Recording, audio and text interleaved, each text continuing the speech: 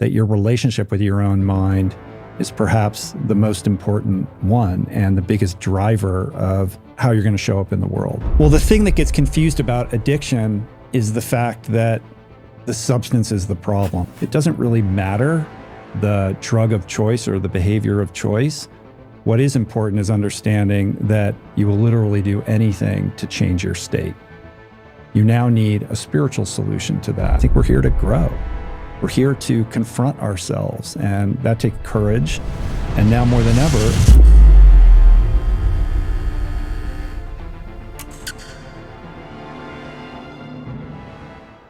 our guest today is a globally renowned ultra-distance endurance athlete, host of the widely popular Rich Roll podcast. He is a plant-based badass and somebody who I think is really a walking inspiration about the power of transformation, our ability to reinvent our lives at any stage, and to live in alignment and find a life of purpose. Rich Roll, thank you for being here. It's a pleasure to be here. Thanks for having me. The honor is mine. Let's dive right in. Sure. You know, I reflecting on your own life path, I'm curious what you think. Do you think desperation or inspiration has been more of a catalyst historically for you? Desperation, for sure.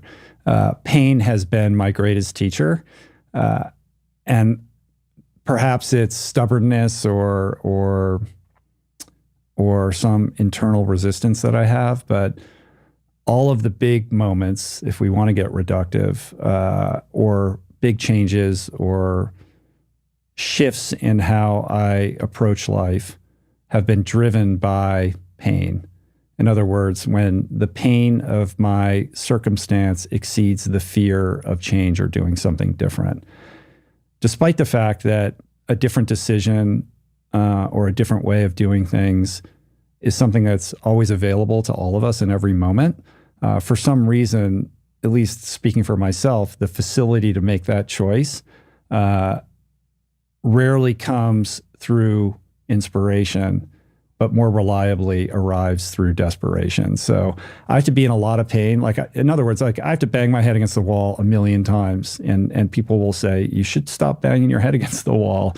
But it's not until, I have a serious concussion that I'm like, maybe I shouldn't bang my head against the wall. Like, that's always been the case for me. I wish it was different. I wish I could just read an inspirational quote and then make the change. And maybe I think I'm getting a little bit better at this. I'm not sure, because I've learned enough through that process of being in pain and being compelled to change when you feel like you're backed into a corner. But what would it be like if you just volunteered for it? And growth is not anything that we graduate from. Like, there's plenty of areas of my life that I still want to master and grow. And I don't want to get stuck in any area like, oh, you're an endurance athlete or you're a podcaster or whatever. Like, I think the more we grow, the easier it is to put blinders on to the growth that still awaits. And I'm trying to remove those blinders and continue to be in that process of self-examination so that I can avail myself of that opportunity that is waiting for me out there. And that requires presence of mind and a level of self-honesty and accountability. And it never gets easier. It's always, by definition, something that requires you to get out of your comfort zone. It certainly seems the more affluent we become and cushy our surroundings are, the more that we need to consciously choose discomfort. Otherwise, discomfort will unconsciously choose us in many ways. And so I'm just curious, as you've grown and become more successful and had more options, how important do you feel like it is to continually choose discomfort and seek that out actively in your life? And how do you do so? It is really important. And I think you're correct. Like, it's easy now to pretend that you don't need to anymore. Like, everything's going great. Like, can I just take a breath? And so that's the kind of battle. It goes to the very first question of the podcast that you opened up with. I would say that it would be very easy for me to coast right now. Everything's cool. Everything's going good. Like, I don't really need to be in that uncomfortable place of self-examination. I get all this external validation. The podcast is doing great. My relationship with my kids is good, and my relationship with my wife is good. But I know when my head hits the pillow where my blinders are still on and where I need to grow. And so I'm actively in the process of volunteering for that. Like I have, unhealed childhood trauma, and I have challenges around like avoidance tendencies that I have with respect to intimacy. And I can get lost in workaholism in ways that impair my ability to have really solid friendships and the level of connection and community that I know is important to living a happy, fulfilling life. I can isolate myself. Like I can hide behind things and no one's the wiser, but I know, like, yeah, I shouldn't be doing that. There's other things that I should be doing. And I'm trying to make those choices consciously before they start to create the level of pain that makes them mandatory. In the Ayurvedic system, they have kind of sattva, tamas, and rajas. And you could kind of bucket it into like things that bring more life to you or bring more death to you, in the way that you eat and the way that you move in the world.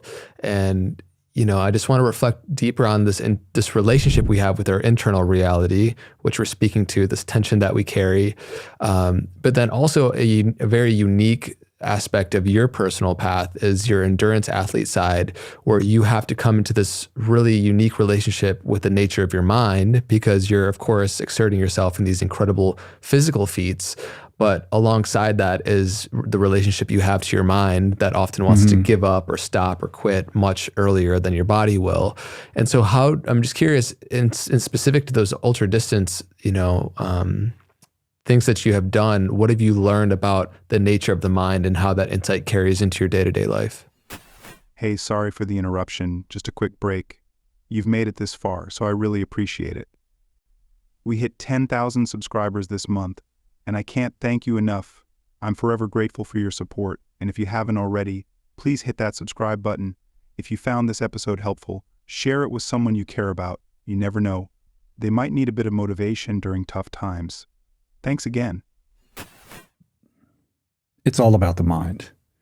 The longer these races are and the greater the distance is, the more it is about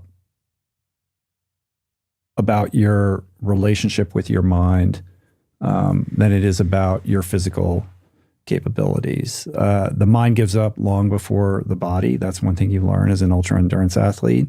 And the power of the mind to propel the body beyond the limits of your perceived capabilities is an incredible lesson that you learn time and time again, the more time you spend in that world.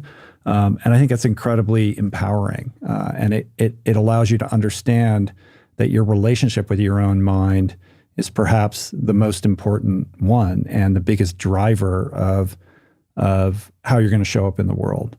But I think we're all victims of our own mind to a lesser or greater degree. And so what it's taught me is that the more you can become a master of your thoughts, the more that you're going to be able to not just in a practical sense, like actualize your goals, but grow into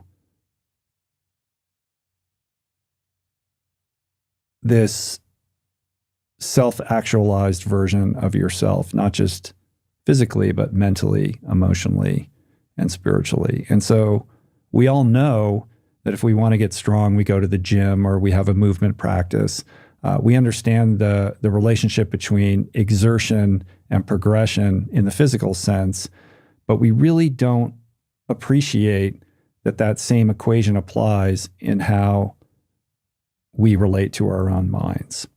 And so meditation is just one tool of engaging in that process. participating in endurance sports is another form of that, where you're confronted with yourself in a very honest way, and you have to make decisions about whether you're going to take another step forward or not.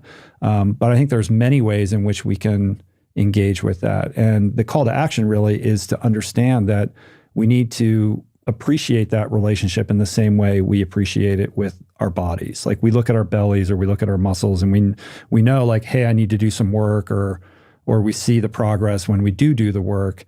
But the problem with the mind is it's invisible. Like we don't know. And we're only now learning about the power of these tools and the kinds of tools that we can use. And it requires a diligence and a determination and a consistency, to get to a level of mastery before you see any kind of outward progress in terms of like your behavior or the trajectory of your life. So it's a much more ephemeral, obviously, thing. And for a lot of people, the way in is neuroscience. Like I'm a science guy, like show me what's going on in my brain when I do these things. And then for the more spiritually inclined, like there's many traditions, as you know, where you can learn more about how leveraging your own mind and opening your awareness up to greater possibilities with a sense of humility around the way that the universe operates is a path that's appealing for other people, but other people, then the science minds kind of like chaff at that, right? So it's like, what is the on-ramp for receptivity, I think is very contingent on like what kind of person you are. But either way, the call to action is like, this has to be paramount in your life. Just to set some context so people can really appreciate the scale to which you've done, these because ultra endurance distance, athletic events, it's just kind of like a bucket term in which I would like to share a little bit more about what are some of the more tough things that you've done in that space. Would you say the Ironmans on Hawaii, or like what would you say is like the hardest physical thing that you've done? And we could break down what that actually is composed of. I mean, hard's a relative term, but I would say, the race that I performed the best at is a race called Ultraman, which is a double Ironman distance triathlon on the Big Island of Hawaii. It's a 3-day stage race. Over the course of those 3 days, day one, you swim 6.2 miles, and then you climb on a bike and you ride your bike 90 miles, and you go up to Volcano National Park, so like tons of elevation gain. The second day, you race your bike 171 miles around the other side of the island. And the third day, you run from the town of Hawi, which is a turnaround point in the Ironman bike course, to the town of Kona, where you began, which is a 52-mile run. So you literally circumnavigate that entire island over 3 days. So that's a race I've done a couple times. My friend Jason Lester and I did a thing in 2010 where we did 5 Ironmans on the 5 Hawaiian islands consecutively. Took us like a little over 6 days to do that. That was a whole saga, and that wasn't a race. It was just an adventure and like a goal that we set out for ourselves to accomplish. So that was hard. An Ironman, for those who don't know, is a 2.4 mile swim, 112 mile bike, and then a marathon, 26.2 miles. But the hardest one-day thing I've ever done was the Otillo Swim Run World Championships in Sweden, which is this, I think it's 75 kilometers, 75 kilometer race that takes place in the archipelago of islands off the coast of Stockholm, where over the course of the day, you run across these little islands, and then you jump in the sea, and you traverse to the next island, and you climb up the next island, and you run across it. So I think there's something like 52 transitions over 34 islands, and you do the whole thing in a modified wetsuit with your running shoes on. So you're swimming with your shoes on, and then you climb out, and then you're running across these islands in your wetsuit. And that's a really cool, beautiful race that I had the opportunity to do I think I did it in 2017, maybe. I can't remember what year. It's tough to fathom to see what you even put yourself through. I just had a friend, Eli, who did a 250-mile race. And like, it's just so interesting to see what do you think uniquely drives you to like desire to even explore those things? Is it just seeing what's latent potential within you? I think there's a truth and a purity in suffering, and that matched with an inclination or a disposition towards extremes, which is a disposition that any recovering addict or alcoholic can relate to. Like there's a lot of people in recovery in endurance sports. There's a reason for that. The disposition towards extremes lends itself well to prowess in those sports.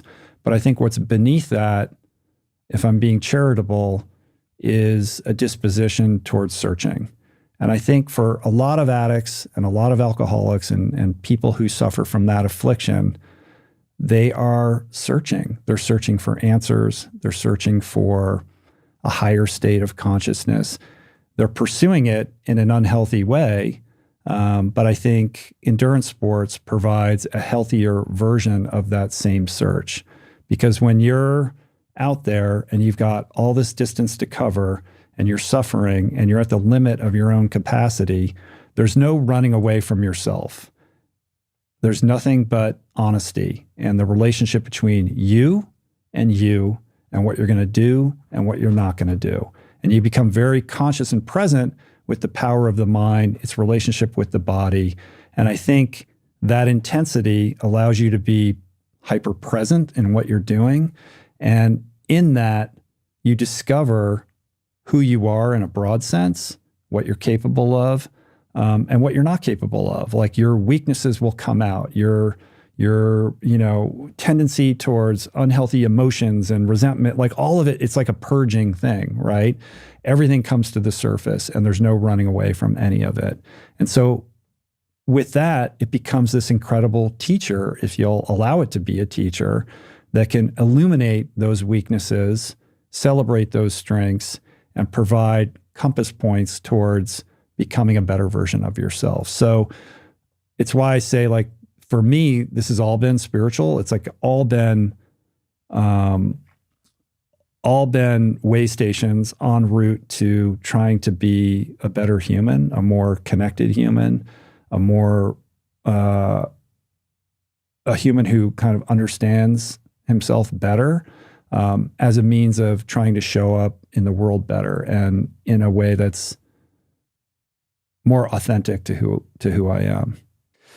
This is under the bigger umbrella of awakening and going from reactivity to responding, from compulsiveness to consciousness. And as we see it, from low-grade distractibility to more dense, gross forms of addiction, there's a problem that is being solved in addiction. And I would love for you to share, what solution does addiction in any form in our life solve for us? Well, the thing that gets confused about addiction is the fact that the substance is the problem or the behavior is the problem, when in fact the substance or the behavior is the solution to the problem. Alcohol is the solution to alcoholism. Gambling is the solution to a gambling addiction, because the person has a sense of dis-ease about themselves. They have an emotional discomfort that's so profound, they will literally find anything to take them out of that state. Sometimes it's alcohol, drugs, sometimes it's relationships. It doesn't really matter the drug of choice or the behavior of choice. What is important is understanding that that choice, that drug of choice or that behavior of choice, is the medication for the underlying condition. So abstinence is not the solution to addiction, because once you take away, for example, in my case, the alcohol or the drugs, you're still left with that profound emotional discomfort. And you then, in turn, need tools and a modality for how you treat that underlying condition of emotional discomfort in order to create and sustain emotional sobriety. And that's the much taller mountain to climb. People can get off drugs and alcohol, but the real work is then, what do you do with yourself, who continues to remain incredibly uncomfortable for a variety of reasons that are fueled on some level by a genetic predisposition to addiction, but also childhood trauma and whatever your life experiences are that created this situation where you will literally do anything to change your state. You now need a spiritual solution to that. And that comes through, in the 12-step, a series of 12 steps that actually teach you how to approach this so that you can show up in the world differently and be comfortable in your own skin.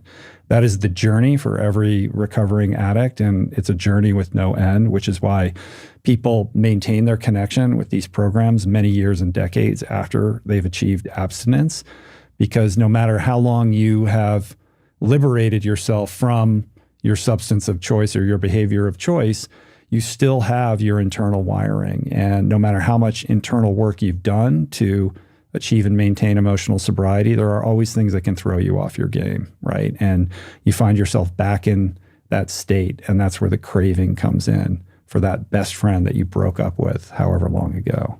How do you think it changes, or does it at all, when relating to these smaller kind of addictive tendencies to our phone, to social media, to adoration, to so many different things? Carl Jung is quoted saying that pleasure is tension reduction. And you're speaking to the tension that we have of self and this feeling internally, whether it's unmetabolized childhood trauma, emotional dysregulation, all these different things that give us this sense of not being okay just sitting where we are in a way. And, it's in some ways it's a little bit more insidious to feel into the low grade tension we all carry throughout our life that don't allow us to really reveal the true vibrancy that we have within. And so what do you think about that in those more subtle forms of addiction? There's a plus and a minus to it. On the plus side, I think the fact that on some level we all are connected to our own obsessive compulsive tendencies and our inclination towards distraction in a way that we weren't prior to the introduction of these mobile devices. And I think that creates an awareness around all of our propensity towards addiction that perhaps didn't exist prior to this era of technology. It wasn't that long ago that addiction was thought of as a binary thing. You're an alcoholic or you're a heroin addict who can't pull the needle out of his arm. Or you're a normal person. You're one or the other. But in truth, and the longer I've kind of been around this world, I am convinced that addiction lives on a very, very broad spectrum. On the one hand, you have the reprobate, drunk who just is living in the gutter or on Skid Row. But there's also millions, if not billions of people who encounter some form of addiction every single day when they they're scrolling through Instagram or Tinder or whatever it is, doesn't matter. And they're like, I should stop. Like I don't like this. I don't like that. One more. And so we all have a sense of what that's like. And I think that allows space for greater understanding and compassion around the people who suffer addiction in more severe cases. And I think that's a good thing. Of course, the downside, the dark side, the negative side to this is that we now live in a world in which we're no longer bored. Distraction is reflexive and immediately convenient. And as a result, we no longer have to ever sit with ourselves alone in some form of discomfort. And so what is that doing to us as, sentient spiritual beings having a human experience when every single time an opportunity to reflect upon ourselves and whatever sense of discontentment we have or restlessness, instead of inventorying that and trying to find a way to either overcome it or be comfortable with ourselves in spite of it, we simply distract ourselves. We're playing out this massive social experiment and we don't know where it's going to go. But I would contend that that is not a good thing, because whatever discomfort you have or insistence that you must be distracted at all times is an impediment to spiritual growth and personal growth and progression. And I think we're here to grow. We're here to confront ourselves, and that takes courage. And now more than ever, it takes a level of discipline that that we didn't need, even a few years ago. So now it takes almost a superhuman effort to even engage on a base level with our interior selves. You have to be almost a revolutionary to put the phone away. And listen, I'm not a Luddite, you know what I mean? Like, I struggle with this just as much as anyone else. And it's easy to say, use it as a tool and don't let it use you.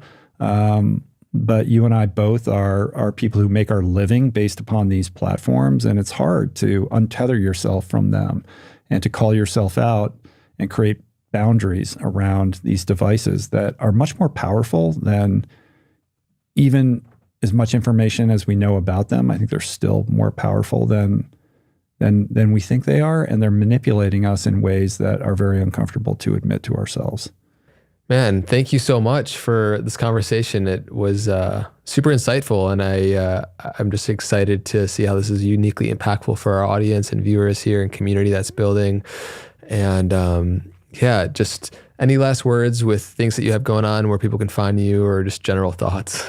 I mean, the first thing I would say is simply, thank you for having me. And as I said to you before the podcast started, like, I don't say yes to guesting on very many podcasts, but I think what you're doing is not only of an exceedingly high caliber, but also with a deeper intentionality around raising consciousness. And it's a tribute to you. And I think the growth that you're experiencing and the quality of conversations that you're having are noteworthy and important. And so I'm proud to be here, and I salute you in that regard. We need more consciousness elevating content and less clickbaity bullshit. So I'm at your service, and was proud to be here today and appreciate the questions you asked me. And in terms of how to find out more about me, richroll.com is where all my stuff is. The Rich Roll podcast, you can find, and I'm at Rich Roll on all the social media platforms. But I'm not here to really promote anything other than just to have a cool conversation with you, which I feel like we accomplished. So thank you. I think we did too, man. First off, just thank you. Fully received all the kind words. It really does mean a lot, as you've been an inspiration since even starting this podcast. And it's cool. You never know, I guess, who's like tuning in or seeing what you're doing. And just to hear you share that, man, it's truly an honor to have you here today. So the conversation was indeed cool. I loved it. Really appreciate it. Thanks. And thank you. All right. Cheers. Thanks, all right. man. Thanks, everybody, for tuning in to this episode of the Know Thyself podcast. Please let us know, as always, how this episode was uniquely impactful for you. And until next time, be well. Rich Roll discusses the significant role of desperation over inspiration in catalyzing personal growth. He explains that his greatest teacher has been pain, which often drives him to make necessary life changes when it becomes unbearable. He acknowledges that despite the constant availability of different choices, he typically requires a high level of discomfort to act. He compares this to hitting his head against a wall repeatedly until the pain is too intense to ignore. He also reflects on the need for continuous growth and self-examination, emphasizing that personal development doesn't have a graduation point. He discusses the importance of consciously choosing discomfort to avoid becoming complacent, particularly as one becomes more successful and surrounded by comfort. This active pursuit of discomfort is essential for ongoing growth. When asked about the hardest physical challenge he has undertaken, Rich described competing in the Ultraman, a 3-day, double Ironman distance triathlon in Hawaii. This grueling event includes a 6.2-mile swim, a 90-mile bike ride with significant elevation gain on the first day, a 171-mile bike ride on the second day, and a 52-mile run on the third day, covering the entirety of the Big Island. He also mentioned a personal challenge completed with a friend in 2010 5 Ironmans on 5 Hawaiian islands over 6 days. An Ironman consists of a 2.4-mile swim, a 112-mile bike ride, and a 6.2-mile marathon. Additionally, he recounted participating in the Otilo Swimrun World Championship in Sweden, which involves running across multiple islands and swimming between them, totaling 75 km with 52 transitions. Exploring why he pursues such extreme challenges, he noted a connection to his recovery from addiction. He believes many recovering addicts and alcoholics are drawn to endurance sports because both involve a search for higher consciousness and truth through suffering. For him, Endurance sports are a healthy outlet for this search. They force him to confront his limits, weaknesses, and strengths, fostering self-discovery and personal growth. He views these challenges as spiritual endeavors that help him become a better, more connected, and authentic person. Rich Roll addresses a common misunderstanding about addiction, emphasizing that the substance or behavior isn't the problem itself but a solution to an underlying issue. Addiction arises from profound emotional discomfort, driving individuals to find relief through substances like alcohol or behaviors like gambling. This means that simply abstaining from the addictive substance or behavior doesn't resolve the deeper emotional discomfort that led to the addiction in the first place. He explains that true recovery involves more than abstinence. It requires tools and strategies to manage the underlying emotional issues, creating what he calls emotional sobriety. This process often involves a spiritual solution, such as the 12 steps, which helps individuals approach their lives differently and become comfortable in their own skin. This lifelong journey of maintaining emotional sobriety involves continuous self-work and often staying connected to recovery programs to manage the inherent tendencies and potential relapses. The conversation shifts to more subtle forms of addiction, like compulsive use of phones, social media, and other distractions. The interviewee notes that these modern behaviors have created a broad awareness of obsessive-compulsive tendencies that affect nearly everyone. This new awareness can foster greater understanding and compassion for those struggling with severe addictions. However, he also highlights a significant downside. The pervasive nature of distractions prevents people from sitting with their discomfort, reflecting on themselves, and growing spiritually and personally. He warns that constant distraction impedes spiritual growth and personal development, arguing that the effort required to engage with one's inner self and overcome restlessness is now more challenging than ever. This environment demands a revolutionary level of discipline to disconnect from these powerful distractions. The interviewee acknowledges his own struggles with this and stresses the need for boundaries to manage the manipulative nature of these platforms effectively.